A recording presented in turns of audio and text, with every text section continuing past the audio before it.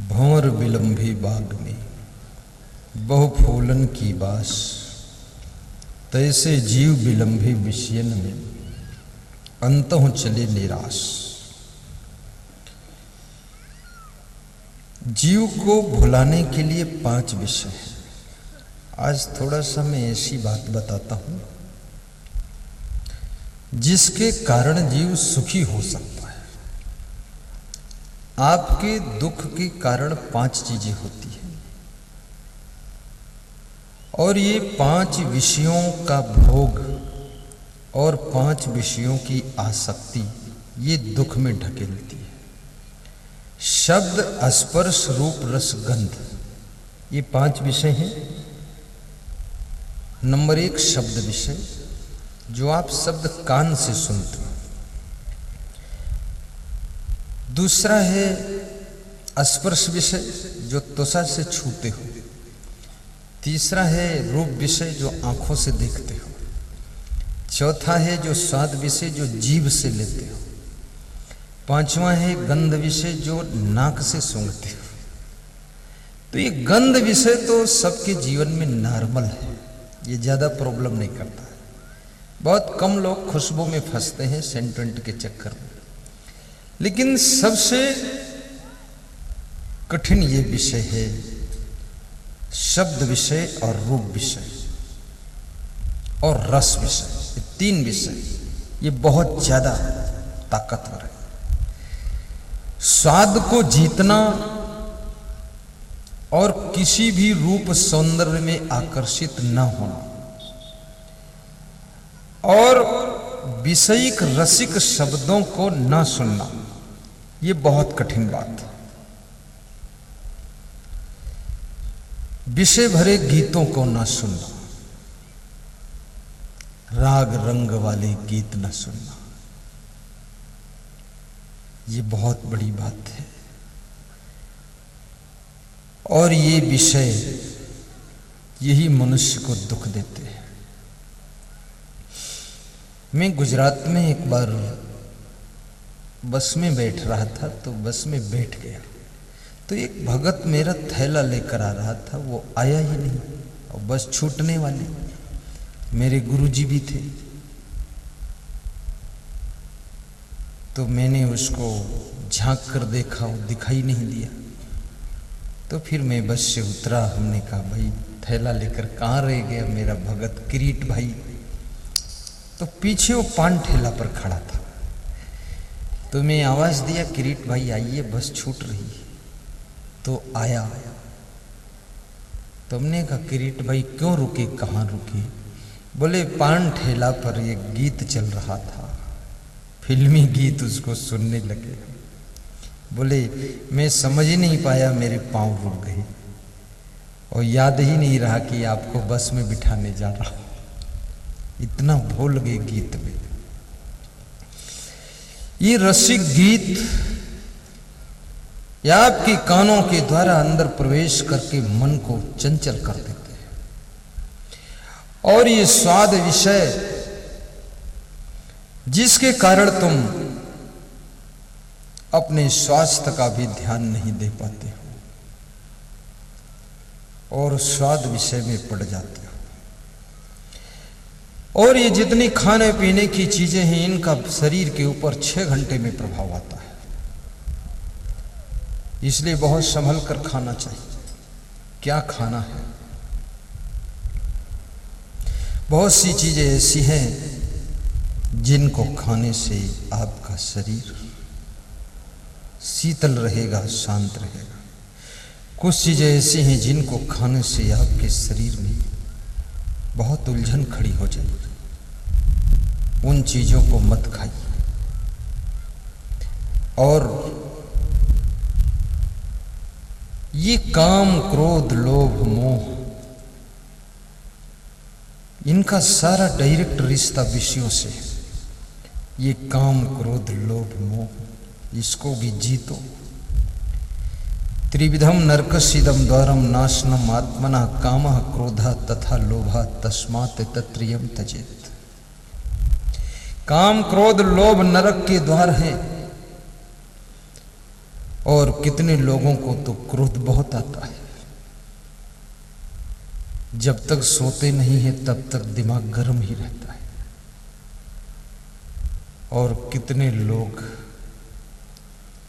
तो केवल अपने परिवार वालों पर बहुत क्रोध करते, पड़ोसियों से बड़ा प्रेम करते। अजीब आदमी। और कितने लोग केवल अपनी पत्नी पर ही क्रोध उड़ेलते हैं, बाकी तो सबसे बहुत खुश रहते हैं।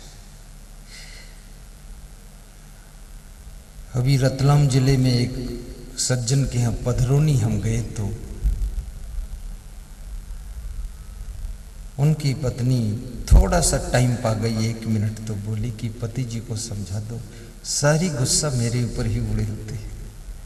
तो मैंने कहा कारण क्या है? बोले कारण तो पता ही नहीं।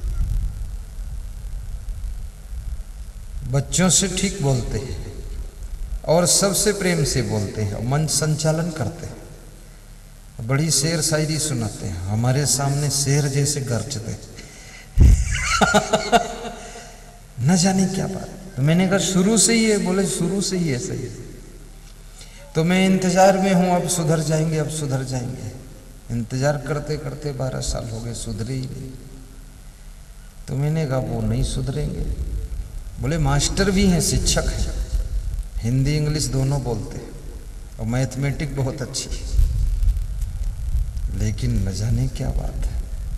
तो मैंने उनसे पूछा आप अपनी वाइफ से इतना नाराज क्यों रहते हैं? तो उन्होंने बताया कि मेरी वाइफ, इसमें सबसे बड़ी कमी ये है कि जब हम स्कूल से पढ़ा कर आते हैं तो हमें सोती ही मिलती है, इसलिए मेरा दिमाग गर्म हो जाता है। तो मैंने कहा और कोई बात है? बोले और बात यह है, भोजन बनाती है और जब मैं खाने आता हूं तो ये परोसती नहीं, ये दूसरा काम करने लग जाती है, तो मेरा दिमाग चढ़ा रहता है। तो मैंने कहा दोनों का बैठ के फैसला हो जाए। बोले गुरुदेव ये अगर सुधार कर ले तो मेरा सुधार हो जाएगा। तो थोड़ा मैंने समझा दिया, याद रखना गम खाना बहुत जरूरी है। ये संसार और ये परिवार ये सब टेम्परेरी है, ये परमानेंट नहीं है। और ये 50 साल की 100 साल की जिंदगी, ये इनके पीछे इतना उलझाने से कोई बुद्धिमानी का काम नहीं। इसमें थोड़ा सुख शांति पाने के लिए पैदा हुए थे और कहीं पत्नी के चक्कर में, कहीं पति के चक्कर में, कहीं बेटा के चक्कर में, कहीं बहू के लफड़े में तुम उलझते उलझते ही जिंदगी गुजार दोगे तो जिंदगी में सुख शांति कब पाओगे? ये कोई मूर्ख सुधरने वाले नहीं है, इनके लफड़े में तुम क्यों परेशान होते हो? तुम सुधर जाओ और गम खा करके मुस्कुरा कर जिंदगी बिता लो। इतना हैरान हो रहे, कितने लोगों के अंदर घर की टेंशन के कारण बहुत बीमारियां आ गई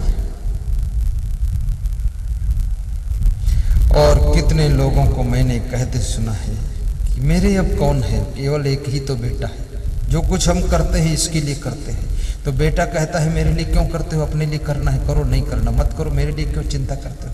बोले तेरे लिए मैं नहीं करूंगा, तेरे लिए कौन करेगा? तो बेटा कहता है मेरे लिए मैं खुद कर लूंगा, तुम क्यों मेरे लिए करने में परेशान होते हो? लेकिन माँ बाप फिर भी ताल ठोक कर बहुत टेंशन करते हैं कि मैं बेटे को बड़ा पहलवान बना दूंगा। कुछ नहीं बना सकते हो। आपके क्षेत्र के जो मुख्यमंत्री जी हैं, इनके बचपन की कहानी, घर की कहानी, क्या स्थिति थी, कितनी दुख भरी कहानियां आज वो देखती। माँ बाप के डेन करने से थोड़े मुख्यमंत्री बना है, उसका भाग्य था, कर्म था, बन गया। इसलिए मैं माँ बाप से कहूंगा चिंता मत कीजिए, आपका बेटा शायद न जाने क्या बने, तुमको भी पता नहीं है। तुम खुद को नहीं बना सके कुछ, अब बेटे को तुम क्या बना सकोगे? खुद कोई ढेर नहीं लगा सके। कितने माँ बाप कहते हम तो नहीं पढ़ लिख पाए, लेकिन अब बेटे को पढ़ा लिखा कर हम बहुत आगे बढ़ाना चाहते हैं। तो उनसे पूछो तुम क्यों नहीं आगे बढ़े पढ़ लिख करके? अरे बोले ऐसे हो गया। तो अरे बोले ऐसे हो गया तो काम थोड़े चलेगा, खुद भी योग्यता हासिल करना चाहिए था।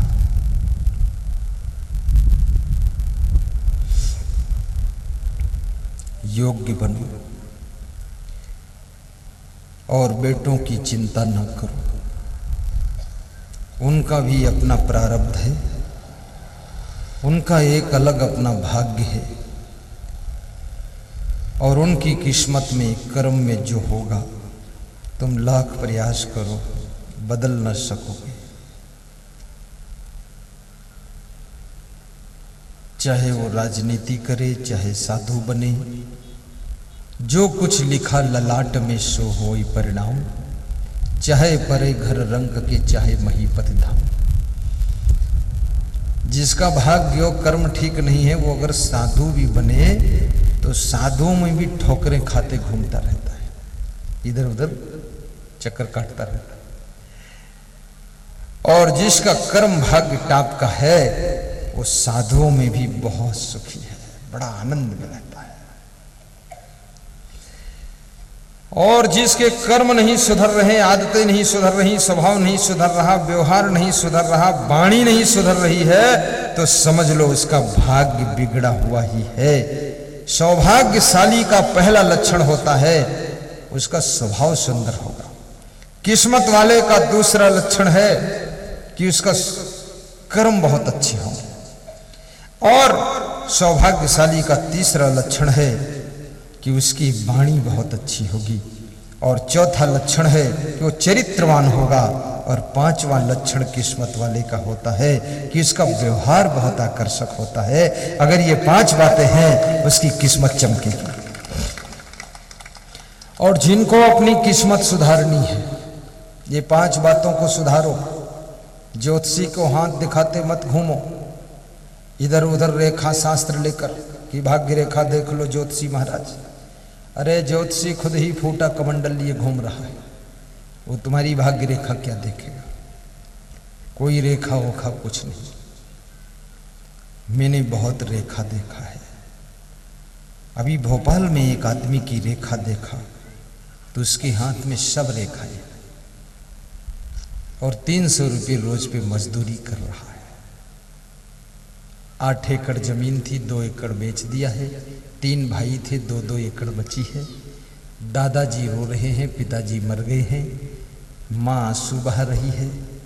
घर में ले गया पधरौनी, भगवान भगवान कहकर मुझको, घर भी सब टूटा पड़ा हुआ है। मैंने कहा ये क्या दशा हुई सुरेश?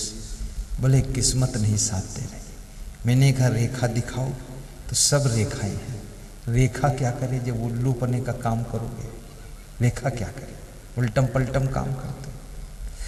इतना गरीबी होते हुए भी वो पान तमाकू खाता है, पुड़िया खाता है। जब हंसता है तो दांत ऐसे दिखते जैसे भैंस का गोबर है। तो मैंने कहा कम से कम 20 रुपये रोज तो बचा ले। 7200 रुपये साल में बचेंगे। ये पान पुड़िया तमाकू की इसको क्यों खाते? बोले मेरी मम्मी भी खाती है, वाइफ भी खाती है, सारे लोग ये सब खा रहे हो, कचपच मचा रखा है। मत खाओ। बूंद बूंद से घड़ा भरता है। पैसे कमाना सीख लो, पर बचाना यदि नहीं सीखा है तो कमाना व्यर्थ हो जाएगा। और पैसे बचाना सीख लो, लेकिन सही जगह खर्च करना नहीं सीखा है तो बचाना भी व्यर्थ हो जाएगा।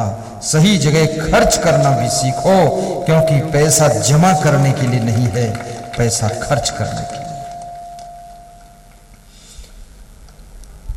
कितने लोगों ने स्विट्जरलैंड की बैंक में पैसा जमा किया, इंडिया में जमा भी नहीं किया। बड़े चोर हैं। हमारे देश में 4 लेन के बाद चोर लेन निकलती, सब चोरी हो गया मामला।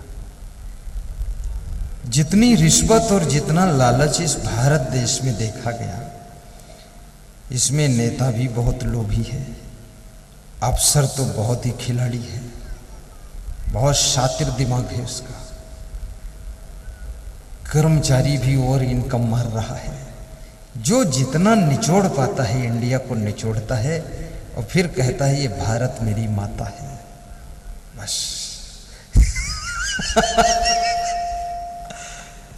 ये भारत देश में थोड़ी ईमानदारी भी रखो। और ये जमा पैसा भी काम आने वाला नहीं, कुछ नहीं काम आएगा। एक्सीडेंट में अचानक मर जाओगे वहीं पड़ा रह जाएगा। हार्ट अटैक में अचानक मरोगे वहीं रह जाएगा। हवाई जहाज क्रैश होगा, मर जाओगे वहीं पैसा रह जाएगा। इस पैसे को जन जन की सेवा में लगाओ, गरीबों की सेवा में लगाओ, रोड बनाने में लगाओ और इस पैसे से सत्संग कराओ। जितने बहुत बड़े आदमी हैं वो तो सत्संग कराते ही नहीं और सत्संग सुनते भी नहीं। अरबपति है और आचरण भी ठीक नहीं है। पूरे घर का आचरण बिगड़ा हुआ है, खान पान भी बिगड़ा हुआ है। सब मुर्गी मुर्गा बकरी बकरा काटे जा रहे हैं और एक एक बोतल दारू 10-10 हजार की बोतल आती है दारू की। ये साधारण दारू नहीं पीते, 1000 की एक सिगरेट पीते, बड़े ठाठ में। और घर में पूरा नरक बना हुआ है। समाज सुधार में भी पैसा खर्च करो। तुम ही मेरे मंदिर, तुम ही मेरी पूजा, तुम ही देवता हो, तुम ही देवता हो, तुम ही मेरे मंदिर, तुम ही मेरी पूजा, तुम ही देवता हो, तुम ही देवता हो। तुम्हें देख कर के एक ख्याल आ रहा है कि जैसे फरिश्ता दर्श दे रहा।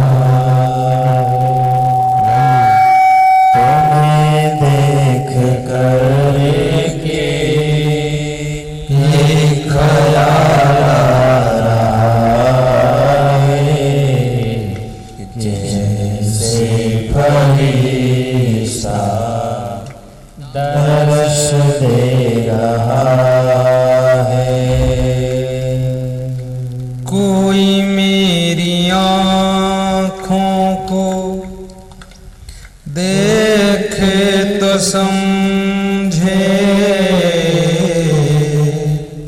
कि तुम मेरे क्या हो, कि तुम मेरे क्या हो। कोई मेरी आँखों को देख समझे कि तुम मेरे क्या हो, कि तुम मेरे क्या हो। तुम ही मेरे मंदिर, तुम ही मेरी पूजा। उसमें कुछ मत करो, हारन के इधर हो गया, हारन को सीधा करो ऊपर, देवता साउंड को नहीं, हारन ऊपर। तुम ही देवता, इसको नहीं, हारन ऊपर कहते होंगे। तुम ही मेरे मंदिर, तुम ही मेरी पूजा, तुम ही देवता हो, तुम ही देवता हो। तुम ही राम मेरे कन्हैया, तुम ही हो जीवन की नैया के खेवैया, तुम ही हो। तुम ही राम कन्हैया तुम्हीं हो, जीवन की नैया के खेवैया तुम्हीं हो।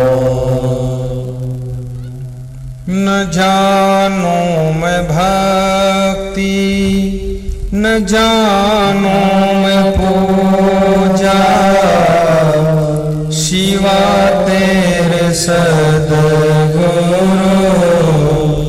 नहीं और दूजा। नसीबों के मेरे रचैया तुम्हीं हो, जीवन की नैया के खेवैया तुम्हीं हो। सब गाइए ताली बजाकर। नसीबों के मेरे रचैया तुम्हीं हो, जीवन की नैया के खेवैया तुम्हीं हो। तुम्हीं राम मेरे कन्हैया तुम्हीं हो, जीवन की नैया के खेवैया तुम्हीं हो। तुम्हीं मेरे मंदिर तुम्हीं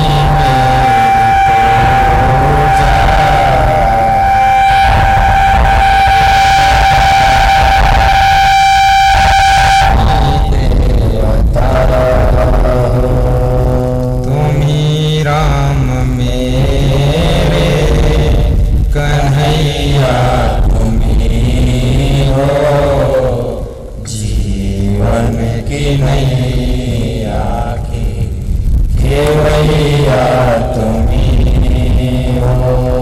बोलिए सद्गुरु भगवान की जय।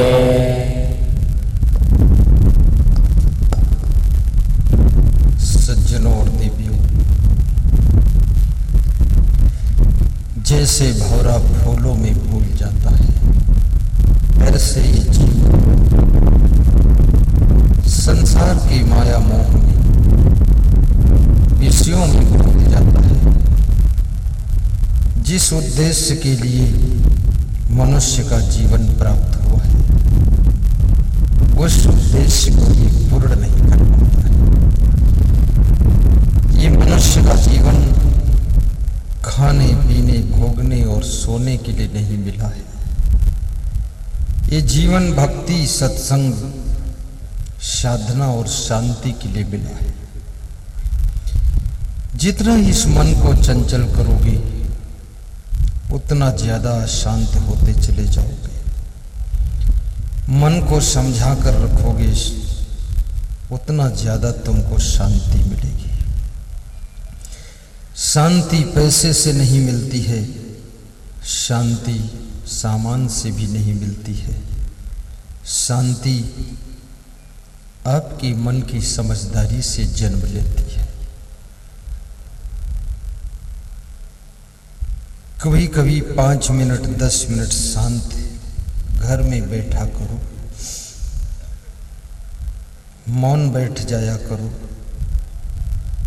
और तुम ज्यादा शांति से जब बैठोगे, तुम्हारे घर वालों को चिंता हो जाती है कि इतना शांति से क्यों बैठे, थोड़ा तो हलचल करना चाहिए, ऐसा वे सोचने लग जाते हैं। और सारी जिंदगी हलचल में चंचल में निकल जाती है। कभी कभी अपने बेडरूम में निश्चिंत और शांति से रिलैक्स होकर के आराम भी किया करो। हाथ पांव ढीले करके शरीर को फ्री कर लिया है, थोड़ा मन को भी फ्री कर लो। मन से सोचा न करो कुछ। आप देखो, तन थीर मन थीर बचन थीर सूरत निरत थीर होए, कहें कबीर वह पलक ही कलब बराबर होए। वो एक क्षण का जो सुख है, आनंद है, आप उसमें तृप्त हो जाओगे। एक मिनट भी तो लोग मन को फ्री नहीं कर पाते, हर समय कुछ न कुछ सोचते ही रहते हैं। और ये मन,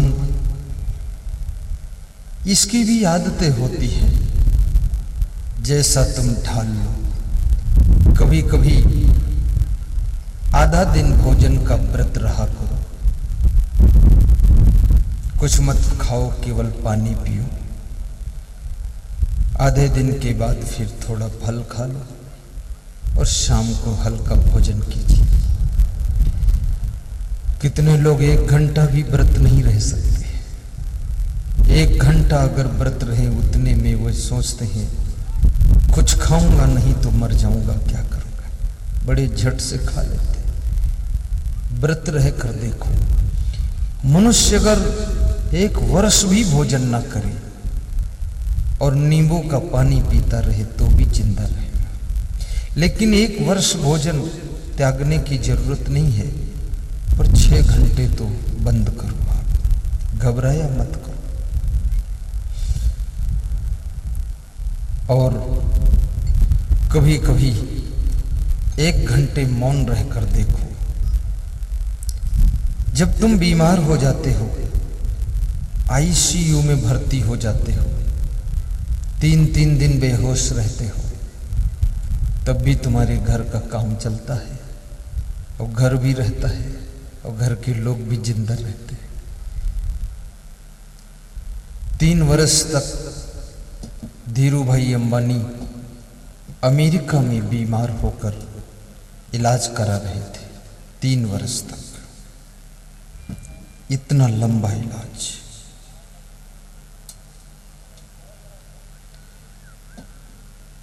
तब धीरू भाई अंबानी ने कहा था, यदि 1 घंटा मैं शरीर के लिए समय निकालकर कठोर काम कर देता तो इतना बीमार न होता। एक कमिश्नर की पत्नी चने के खेत में घास उखाड़ रही थी और मैं उसके घर मेहमान हुआ था। तो जब उनको खबर मिली गुरुजी आए, खेत से आकर हाथ धो करके प्रणाम किया। अब उनको चने के खेत में बड़ा प्रेम था, तो उन्होंने कहा मेरा चना का खेत देख लो, मैंने 1 एकड़ चने की खेती किया है, उसकी घास मैं निकालती हूँ। तो मैंने उनका चना का खेत उनके नौकर के साथ, संतों के साथ देखने गया। तो कमिश्नर ने कहा कि मैं तो इनका चना का खेत देखता ही नहीं हूँ, आप देख लो गुरुजी, मैं नहीं देखता हूँ। तो उन्होंने कहा कि हमारी बीपी रोज डॉक्टर नापता था, ये बीमारी वो बीमारी, दुनिया भर का झंझट। तो मैंने सोचा ये कितनी बीमारी आ गई, हमारा ये सब क्या हो गया। तो मैंने कठोर परिश्रम शुरू कर दिया, अब कोई बीमारी नहीं हमारे। बैठने से बहुत बीमारी आती है, चलने फिरने से, मेहनत करने से जो पसीना निकलता है, वो पसीना के माध्यम से बीमारी निकल जाती है। इसलिए कठोर श्रम भी कीजिए। और कठोर श्रम जिनके पास नहीं है, वो कठोर व्यायाम कर ले। इतना व्यायाम कर लो कि आपके शरीर से पसीना आ जाए। और महिलाओं के लिए तो बहुत जरूरी है बाबा रामदेव का योगा, क्योंकि अब इनके पास में गेहूं पीसना भी नहीं है, धान कूटना भी नहीं है। अब कभी कभी बच्चों को कूटना रहता है और कभी कभी दांत पीसना पड़ता है, बाकी सब पीसना कूटना बंद है। तो इन लोगों का श्रम होना जरूरी है। दौड़ दौड़ करके घर के कार्यों को किया करो, आलस्य मत किया करो। मेहनत करने वाले परिवार में सुमत भी रहती है। आलसी परिवार में आपस में विवाद बहुत होते हैं। परिश्रमी परिवार कभी गरीब नहीं होता है। जहां आलस्य रहता वहां गरीबी जरूर रहती है। और जो लोग चींटियों की तरह जुटकर काम करते हैं उनके घर में शांति भी रहती है। जिसके घर में 2 लोग काम करते हैं और 10 लोग बैठे रहते हैं उसके घर में बहुत कलह कलेश होता है। सभी लोग काम करो, न रहो न निराश करो मन को, कुछ काम करो कुछ काम करो, जग में रहकर कुछ नाम करो। श्री कृष्ण कहते हैं जो लोग मोक्ष चाहते हैं निर्माण मोह, मोह और अभिमान को दूर करें। मोह बहुत बड़ा बंधन है, अभिमान बहुत बड़ी जंजीर है जो तुमको बांध कर रखता है। जित संग दोषा, और इस संसार में जो विषयों के प्रति आसक्ति है, जो चिपक गए हो संसार के प्राणी पदार्थों में, उस चिपकाव को खत्म करो।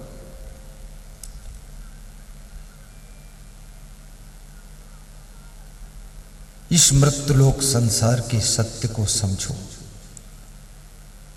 यहां पर सभी का देहांत होगा, सभी की मृत्यु होगी।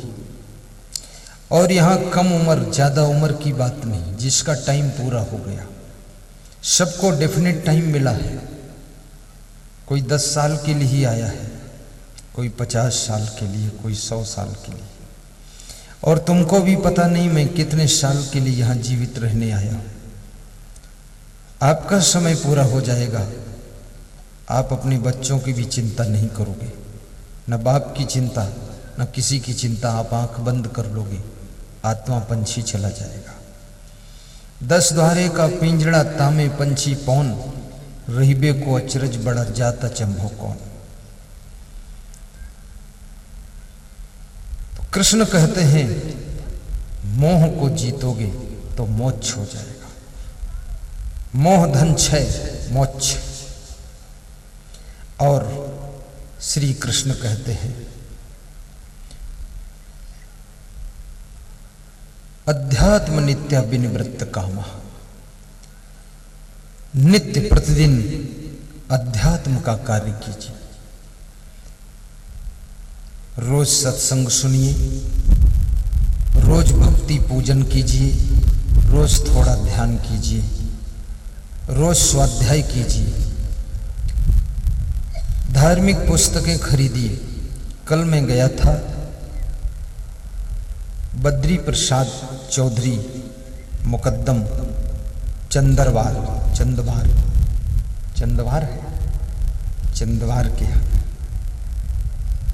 तो उनके घर में देखा एक पुस्तक रखी थी, जिंदगी जिए तो कैसे। उन्होंने बताया हम टीवी में भी आपका प्रवचन सुनते हैं। उनके बेटे नवीन चौधरी ने कहा कि हम आपका प्रवचन कराना भी चाहते हैं, चंदवार में कराऊंगा। उनका घर देखा तो मैं बड़ा गदगद हो गया। बहुत बड़ा घर है और उनके घर के बच्चे और महिलाएं मशीन की तरह दौड़ दौड़ कर काम करते हैं। कम से कम वहां 50-60 लोग इकट्ठे थे।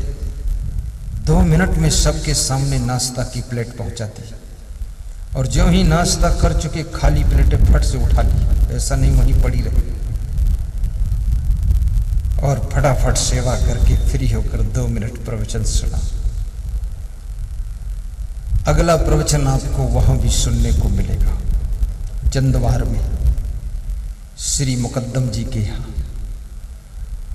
इस मुकद्दम परिवार को हम धन्यवाद देते हैं, शुभकामना करते हैं।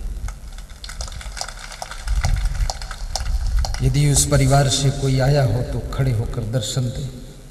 ये है नवीन है क्या है? देवेंद्र ठीक, बड़े वाले। बस बड़ा मिल गया सब काम हो जाएगा। बहुत प्रेम है।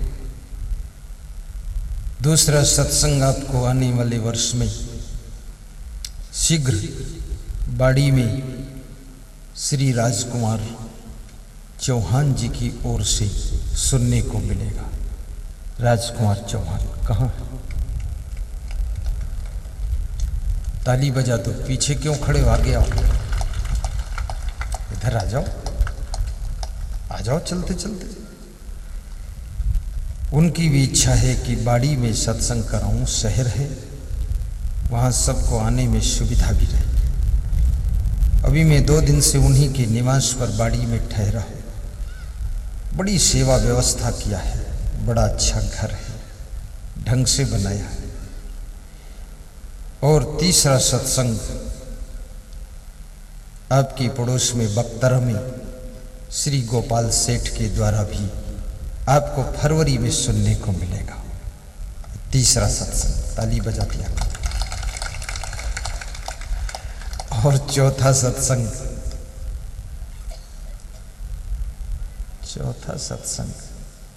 मुझे पता नहीं कहाँ होगा याद नहीं आपके यहाँ का। कल सवेरे मेरी विदाई परम भक्त श्री खड़े हो, इनके पावन घर से होगी। क्या नाम है?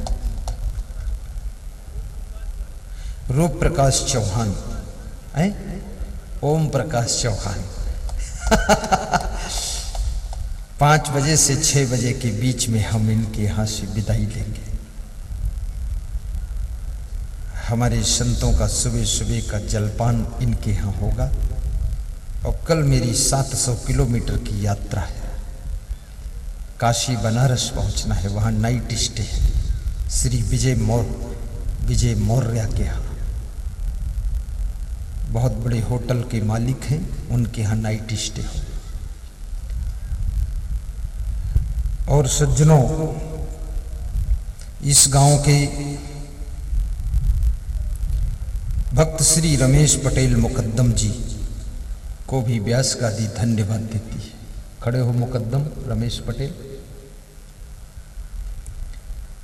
श्री गणराज सिंह पटेल, उनको भी व्यास गादी आशीर्वाद दे रही है। बहुत बड़ा इनका योगदान है इस कार्यक्रम में। श्री जितेंद्र चौहान, इनको भी व्यास गादी आशीर्वाद देती है। मैंने कहा है उड़िया उड़िया खाते हो दान कर देना, दान दे देना, हम मत खाना। श्री राजकुमार चौहान, लक्ष्मण चौहान, जसवंत सिंह चौहान, मनीराम पटेल और समस्त ग्रामवासी इमलिया के, इनका सबका विशेष योगदान है। और जो बच्चे पानी पिलाने की सेवा कर रहे हैं, इनको हम बहुत आशीर्वाद देते हैं। सुमित चौहान इमलिया वाले, खड़े हो सुमित, ये सुमित हैं।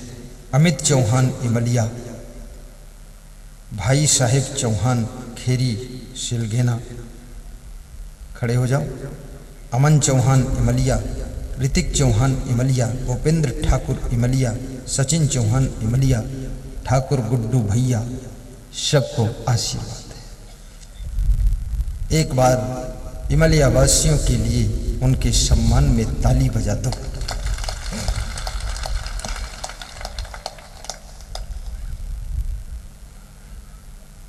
सीधे बैठो, साहिब बंदगी बोलो, साहिब बंदगी।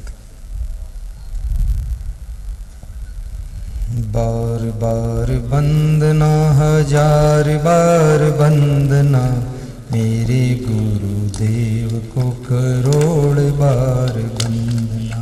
बार बार वंदना, हजार बार वंदना, मेरे गुरुदेव को करोड़ बार वंदना। संत के सम्राट को बार बार वंदना, संत के सम्राट को बार बार वंदना। बार बार वंदना, हजार बार वंदना। बार बार वंदना, हजार बार वंदना, मेरे गुरुदेव को करोड़ बार वंदना। मेरे गुरुदेव को करोड़ बार वंदना। वंदना, कृष्ण जी की वंदना, राम जी की वंदना, कृष्ण जी की वंदना। मेरे क्षमा देव की बार बार वंदना, मेरे क्षमा देव की बार बार वंदना, बार बार वंदना, हजार बार वंदना, बार बार वंदना, हजार बार वंदना। मेरे गुरुदेव को बार बार वंदना, मेरे गुरुदेव को बार बार वंदना, मेरे क्षमा देव को करोड़ बार वंदना, मेरे क्षमा देव को करोड़ बार वंदना। राम जी की वंदना, कृष्ण जी की वंदना, राम जी की वंदना, कृष्ण जी की वंदना। मेरे गुरुदेव को बार बार वंदना, मेरे गुरुदेव को बार बार वंदना, बार बार वंदना, हजार बार वंदना, बार बार वंदना, हजार बार वंदना। मेरे क्षमा देव को करोड़ बार वंदना, मेरे क्षमा देव को करोड़ बार वंदना। बोलिए सद्गुरु भगवान की जय। निर्माण मोह जित संग दोषा, अध्यात्म नित्य।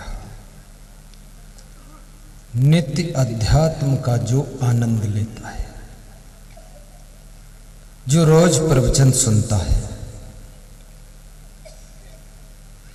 टीवी में, यूट्यूब में, मोबाइल से या साउंड सिस्टम में पेन ड्राइव लगाकर।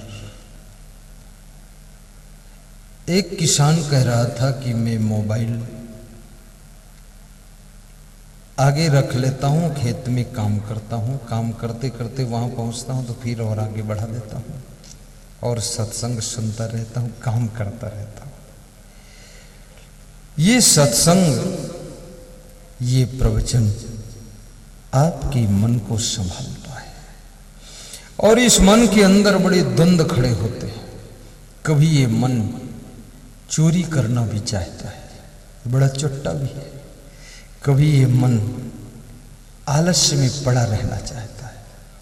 कभी ये मन आपके अंदर इतनी गुस्सा पैदा करता है कि बहुत गाली दूंगा किसी को। कभी ये मन बहुत काम करना चाहता है। लोग कहते हैं मेरे अंदर बहुत काम करने का जुनून सवार है, ये करूंगा वो करूंगा।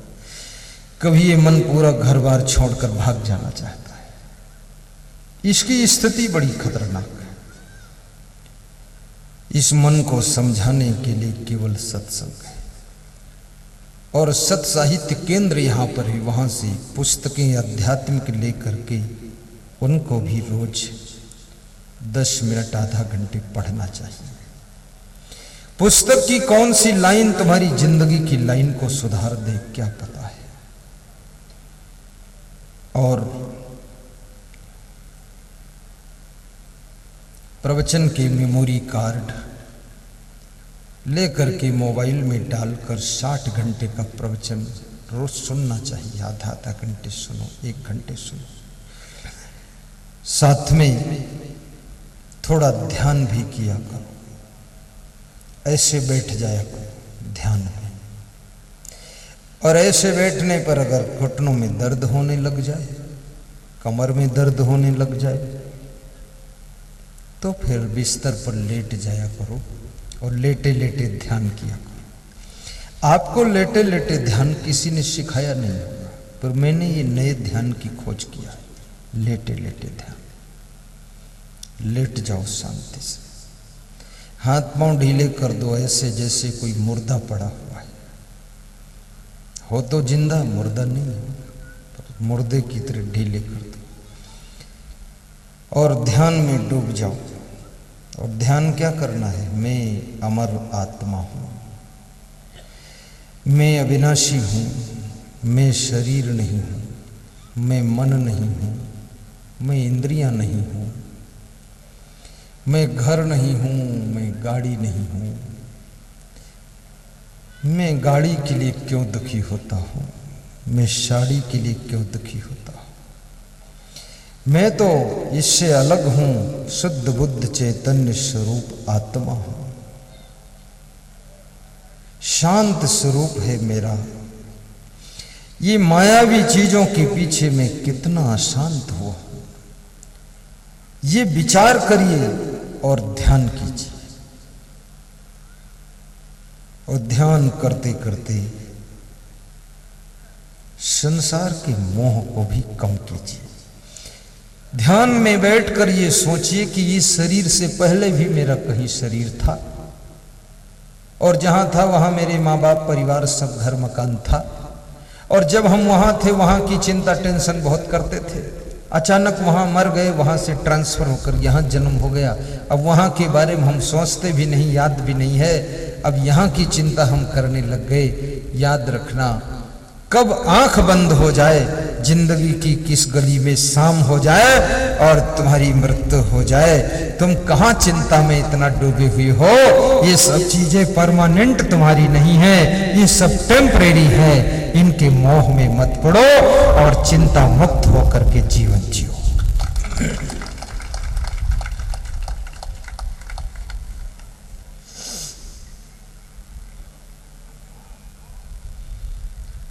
कितने लोगों के यहाँ किसी की मृत्यु हो जाए तो बहुत विचलित हो जाते हैं। पत्नी मर गई तो आधे पागल बनकर घूमते हैं। उनको ये ज्ञान नहीं है कि तुम्हारी पत्नी कोई स्पेशल पत्नी थी। सबकी पत्नी मरती है, सबका पति मरता है। ये मृतलोक है, यहाँ मरने के लिए ही सब पैदा हुए हैं। तुम इतना नखरा क्यों करते हो, फालतू काम करते हो। कितने लोग तो इसलिए रोते हैं, दूसरों को दिखाते हैं कि हमारा बहुत प्रेम था, इसलिए लार टपकाते रहते, चिल्लाते रहते। और देखने वाले तो हंसते रहते हैं कि ठीक है, मूर्ख है, झेल ले दो इसको। ये सब फालतू काम मत करो। आत्मा की तो मृत्यु होती ही नहीं है, और शरीर मरता है। और शरीर जिन तत्वों से बना वो तत्व भी नहीं मरते। पृथ्वी, जल, अग्नि, वायु, ये तत्व थोड़े मरते हैं, बस सब अलग अलग तत्व हो जाते हैं बस। तो निर्माण मोहा जित संग दोषा, अध्यात्म नित्य बिन वृत्त कामा। और अपनी मनोवृत्तियों से निवृत्त हो जाना, ये बहुत बड़ी बात है। आपके मन में बहुत विचार उठते हैं, इन विचारों की लहरों में न डूबना, विचारों की दृष्टा बन जाना, बिन वृत्त कामा। मनोवृत्ति से निवृत्त हो जाओ, कामनाओं से निवृत्त हो जाना, निष्काम कर्म करना। बेटे की सेवा भी करो तो निष्काम होकर करो। ये कामना मत रखो कि ये बुढ़ापे में हमको रबड़ी खिलाएगा। अरे रबड़ी खिलाए न खिलाए, तुम्हारी खोपड़ी न फोड़े वही बहुत। तुम ये कामना मत रखो। भाई की सेवा करो, भाई का सहयोग करो, ये कामना मत रखो ये भाई तुमको बहुत प्रेम करेगा। क्योंकि जिस भाई के लिए तुम सारी उम्र गंवा दोगे, वही भाई तुम पर सबसे ज्यादा क्रोध करेगा। वो कहेगा तुमने हमको बर्बाद कर दिया। निष्काम होकर के मदद कर दीजिए, बस ठीक है। मन को हटा लीजिए। बिन वृत्त कामा, तो दुख नहीं होगा। और जो कामनाओं से अपने मन को निवृत्त कर लेता है, वह व्यक्ति जीते जी मुक्त रहता है। द्वंद्वैर विमुक्ता, और जो हर्ष शोक राग द्वेष के द्वंद्व से पार है। ना किसी से राग है ना किसी से द्वेष है। कबीरा खड़ा बाजार में सबकी मांगे खैर, ना काहू से दोस्ती ना काहू से बैर। ऐसी सासू बनो कि सब बहुओं का ख्याल करो। ऐसा नहीं एक बहू के लिए मक्खन रख दिया और दूसरी के लिए चिड़िया का पक्खन रख दिया। ये सब फालतू काम है। सब बहुओं को आशीर्वाद दो, खुश रहो, क्योंकि न बहुओं से सुख मिलेगा, न बेटों से सुख मिलेगा, न बाप से सुख मिलेगा। इस दुनिया में किसी से सुख मिलने वाला नहीं है। सुख जब मिलेगा तुमको अपने आप के ज्ञान से मिलेगा, तुम्हें अपनी समझदारी से मिलेगा, संतोष से मिलेगा। और सुख जब तुमको मिलेगा तो विवेक तुम्हारा जागृत होगा, तब सुख मिलेगा। बाकी दुनिया में किसी से तुम सुख की आशा करते हो, उनसे सुख मिलने वाला भी नहीं। कौन पाया है सुख किसी से? जिनसे तुम सुख पाना चाहते हो वे खुद दुखी बहुत है। तुम सोचते हो बहू से सुख मिले और बहू कहती मेरे पेट में दर्द हो रहा है।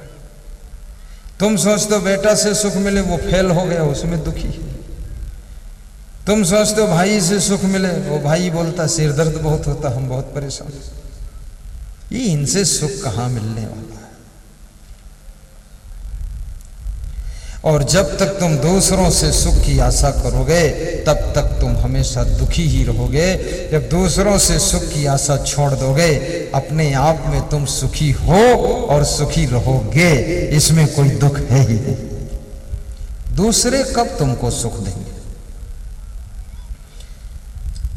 अगर तुम दूसरों की खुश रहने से सुखी होते हो तो दूसरा कभी मुंह ऐंठेगा, कभी नाराज होकर बैठेगा, कभी गुस्सा में रहेगा, कभी निराश बैठा है। अब तुम उसके चक्कर में उलझन में पड़े। तुम्हारे सुख का फाउंडेशन तुम स्वयं बनो। अप दीपो भव, अप सुखो भव। तुम अपने सुख की चाबी दूसरों को मत सौंपो। आनंद बनाइए और स्वयं का सुधार भी कीजिए।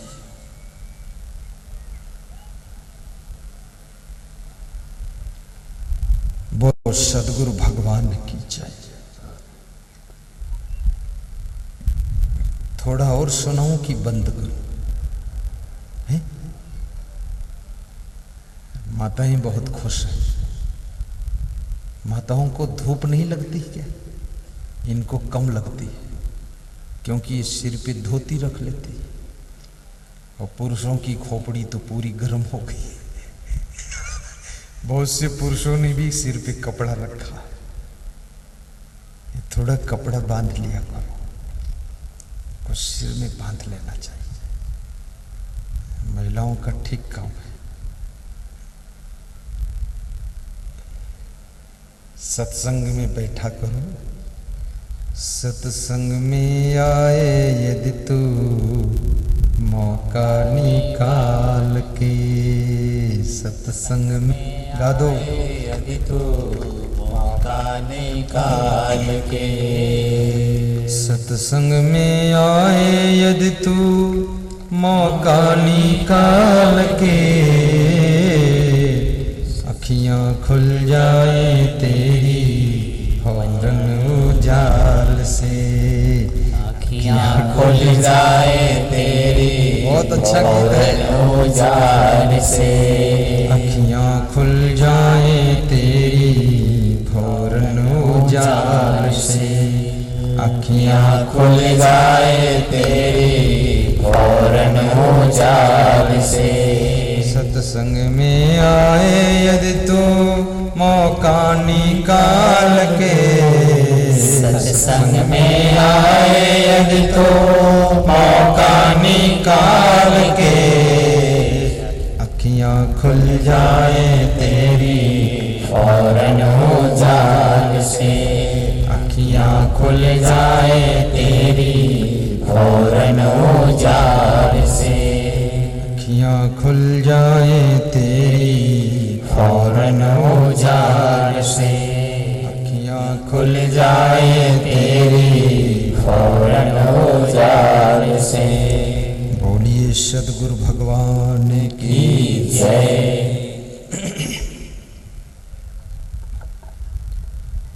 अध्यात्म नित्यः विनिवृत्त कामः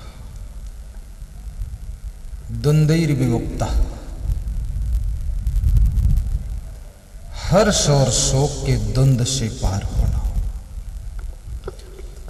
कभी जीत हो जाए हर्ष में फूलना मत, और कभी हार हो जाए तो शोक में डूबना मत। कभी हानि हो जाए तो दुखी होकर रोने मत लगना, हो जाने दो। धन की हानि हुई है तुम तो ठीक हो ना। और कभी बहुत बड़ा लाभ हो जाए तो हर्ष में फूल कर मत बैठना, क्योंकि कब लाभ हानि में बदल सकता है और कब हानि लाभ में बदल सकती है ये किसी को पता नहीं। आज जो विद्यार्थी फेल हुआ है कल वो फर्स्ट पास भी हो सकता है। आज जो व्यक्ति चुनाव में हार गया है वो चुनाव जीत करके मिनिस्टर भी बन सकता है।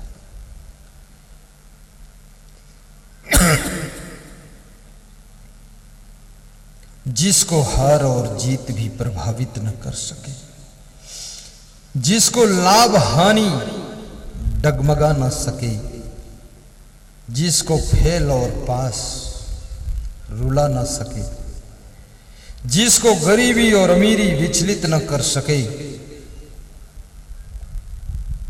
कई बच्चे समुद्र किनारे खेल रहे थे। एक अंग्रेज ग्रुप उसके पास में निकला तो देखा एक बच्चा खेलता है, खेलने में हार जाता है तो भी खुश और जीत जाता है तो भी खुश, और बाकी बच्चे हारते हैं तो थोड़ा निराश होते हैं और जीतते हैं तो कूदते जाता है।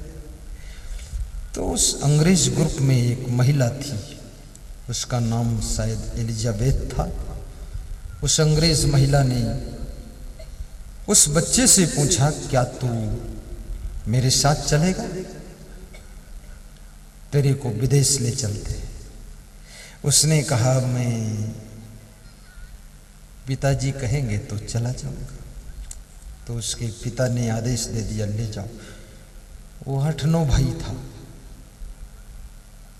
बच्चे भी थोड़ा ज्यादा संख्या में पैदा करना चाहिए।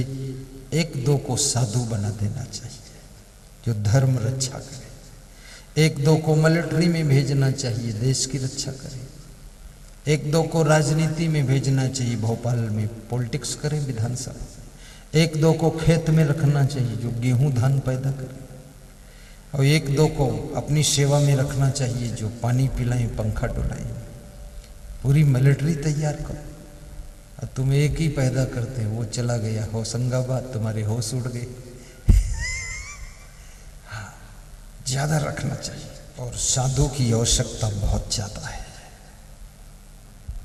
और भाइयों बहनों, मैं आपसे निवेदन करूंगा, आप तो ऐसे ऐसे संतों को जन्माइए कि भारत देश के धर्म की रक्षा कर सकें और आपका घर भी मंगलमय हो, आपके घर में शांति रहे। मैं सबको धन्यवाद देता हूँ। निर्माण मोहाजित संग दोषा अध्यात्म नित्य विनिवृत्त कामा द्वंद्वैर विमुक्त सुख दुख संगई। जो सुख दुख में सम रहता है, सुख आने पर भी शांत है, दुख आने पर भी प्रसन्न है, कोई बात नहीं। जो दुख को सह सकता है और सुख को पचा सकता है, कृष्ण कहते हैं वह मोक्ष को प्राप्त कर सकता है। जो इस दुनिया में उलझता नहीं है, पदम अव्ययम तत्, वो अव्यय पद को प्राप्त होता है। ऐसा ज्ञानी पुरुष मोक्ष की प्राप्ति करता है। आपकी सद्गति हो, आपका कल्याण हो, आपके घर में सुख शांति रहे, ऐसी मैं शुभकामना करता हूँ। और भाइयों बहनों, बहुत सी बातें आपके बीच में आज सत्संग की गई हैं। कुछ सूचनाएं आपको प्रसारित कर देता हूँ। नंबर 1, बहुत से लोगों की इच्छा है गुरु मंत्र लूँ गुरु दीक्षा लूँ नाम दान लूँ, राम कृष्ण से कोबड़ा उन्हूँ तो गुरु कीन, तीन लोक के वैधनी गुरु आगे अधीन। तो आप मैं इस गांव में जहां मेरा निवास है वहां पर प्रवचन के आधा घंटे बाद पहुंचेंगे, वहां पर आपको गुरु मंत्र दे दिया जाएगा। नंबर 2, जिन लोगों का स्वास्थ्य अच्छा नहीं रहता है वह लोग सुबह सुबह 2 गिलास गर्म पानी पी लिया करें और उसके बाद थोड़ा पैदल चला करें, तो पेट की कब्जियत खत्म होगी, उनका स्वास्थ्य अच्छा होगा।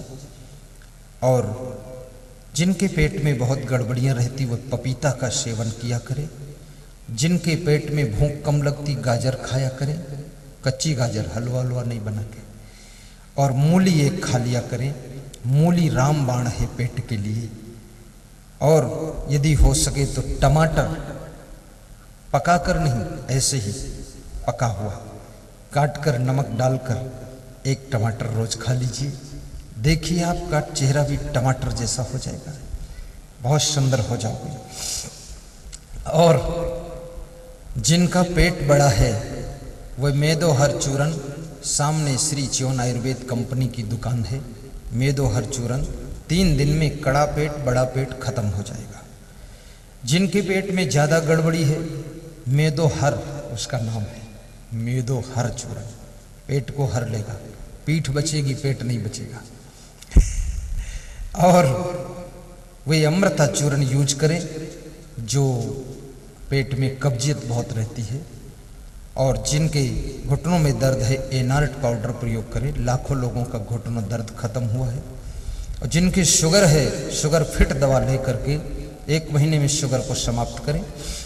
और बहुत सी वहाँ दवाएं हैं च्यवन कंपनी की, हमारे भक्तों ने यूज किया, बताया कि वो रामबाण का काम करती है, वहाँ से आप देख लेना।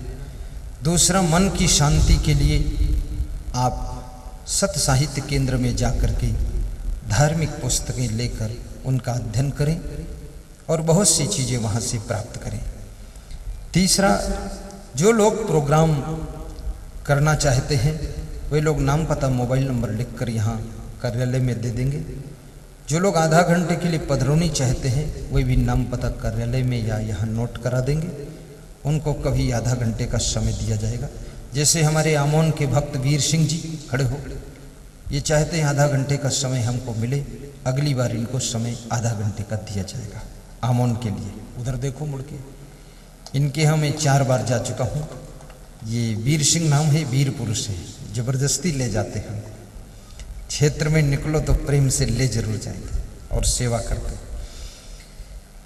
और जिनके मन में साधक बनने की इच्छा हो, संत साधक, वह भी हमारे से संपर्क करेंगे तो उनको संत साधक बनाने की शिक्षा दी जाएगी। और उज्जैन में बहुत बड़ा आश्रम बनने जा रहा है, उस आश्रम के लिए जो योगदान करना चाहेंगे वो कार्यालय में संपर्क करके अपना योगदान प्रदान करेंगे। और विश्व कल्याण के लिए, लोक सुधार के लिए आपके मंडप में दान डिब्बे बंधे हुए हैं संस्था की ओर से। इसमें जो आप दान अर्पित करेंगे ये विश्व कल्याण में राशि खर्च की जाएगी। और अब आरती का भी लाभ लेंगे। आरती का समय निकट आ गया है। आज मुझे सूचना मिली है यहाँ भोजन भंडारे का बहुत बड़ा प्रबंध किया गया है, और मैंने कल ही कहा था भोजन करके मत आना, भूखे आना, लेकिन आप लोग फिर भी खा करके आए हैं। भूखे आना चाहिए था, बस थोड़ा सा एक एक गाजर मूली खा कर आते, मस्त यहाँ भोजन करते। लेकिन कोई बात नहीं, आपने भी विचार किया कि भंडारे में कम कम खाना चाहिए, सबको प्रसाद मिले, इसलिए। हरिराम चौहान जी सिलगेना, आइए, आपने उज्जैन आश्रम के लिए अपना योगदान दिया है, आपको सम्मान प्रमाण पत्र व्यासगादी से मिलेगा, इसको ले जाइए। ताली बजा देना इनके लिए। उज्जैन आश्रम के पंपलेट आपको वितरण किए जा रहे हैं, ले लेना, इनको पढ़ना, नाम पता मोबाइल नंबर भर देना, और साथ में नारियल भी देखो, श्रीफल के साथ गुरु को भेंट करना चाहिए, कितना अच्छा है। श्रीफल ये यमराज की खोपड़ी मानी गई है। धन्य हो बाबा, वाह वाह। देखो इनके मन में इच्छा हुई हम भी एक बूंद का सहयोग उज्जैन आश्रम में करें। वहाँ पर भक्तों की सुविधा के लिए आश्रम बनेगा, तीर्थयात्रियों की सुविधा के लिए।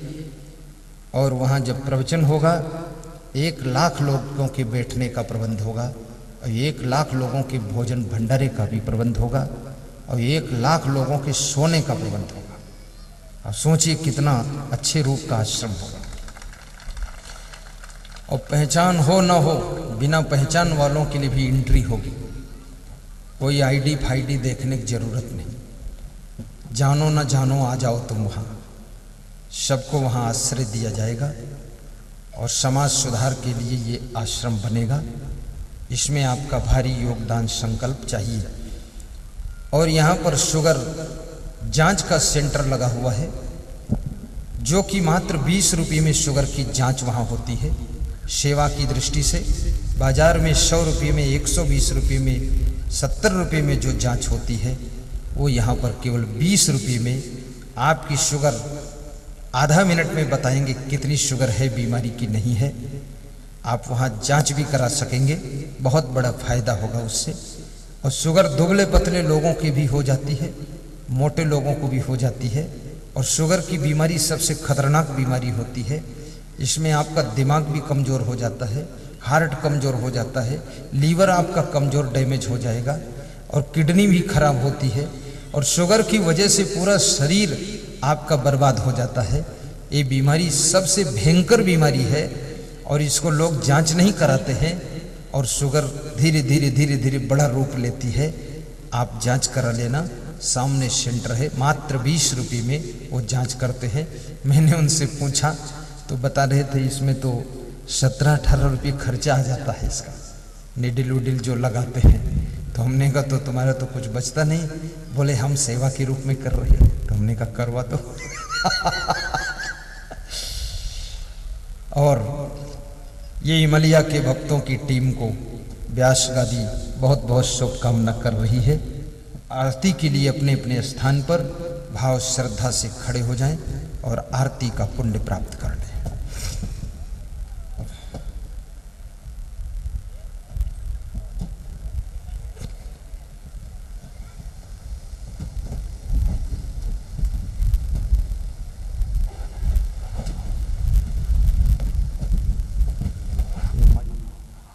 बोलिए सद्गुरु भगवान की जय। अब सत्संग के पश्चात आरती होगी। आरती भाव श्रद्धा के साथ करेंगे। आरती में हाथ लगा लेंगे ज़्यादा से ज़्यादा लोग और ताली बजाते हुए आरती करेंगे। बोलिए असंग महाराज की जय, सद्गुरु असंग देव की जय। गुरु आरती हो, आरती हो साहिब, आरती हो, आरती हो गुरु, आरती हो, आरती हो साहिब, आरती हो। आरती गरीब निवाज साहिब, आरती हो, आरती दीन दयाल साहिब, आरती हो। ज्ञान आधार विवेक की बाती, ज्ञान आधार विवेक की बाती। सुरती ज्योति जहाँ जात साहिब, आरती हो, आरती गरीब निवाज साहिब, आरती हो, आरती दीन दयाल साहिब, आरती हो। आरती करो सतगुरु साहिब की, आरती करो सतगुरु साहिब की। जहाँ सब संत समाज साहिब, आरती हो, आरती गरीब निवान साहेब आरती हो, आरती दीन दयाल साहेब आरती हो। तरस परस गुरु चरण शरण भयो, तरस परस गुरु चरण शरण भयो, टूटी गयो यम की जाल साहेब आरती हो, आरती गरीब निवाज साहेब आरती हो, आरती दीन दयाल साहेब आरती हो। साहेब कबीर संतन की कृपा से, साहेब कबीर संतन की कृपा से, भयहु परख प्रकाश साहेब आरती हो, आरती गरीब निवान साहेब आरती हो, आरती दीन दयाल साहेब आरती हो, आरती गरीब निवान साहेब आरती हो। प्रेम से बोलिए सद्गुरु असंग देव की जय। सद्गुरु असंग देव की जय। अब आरती का पुण्य लाभ लेने के लिए आरती थाल नीचे रख दें और आराम से बैठ जाएं। सभी लोग जो जहां पर हैं बैठकर 3 बार प्रणाम करेंगे। सभी लोग बैठ जाएं। सभी लोगों से निवेदन, बैठकर प्रणाम करेंगे और साहेब बंदगी बोलेंगे। साहेब बंदगी, साहेब बंदगी, साहेब बंदगी।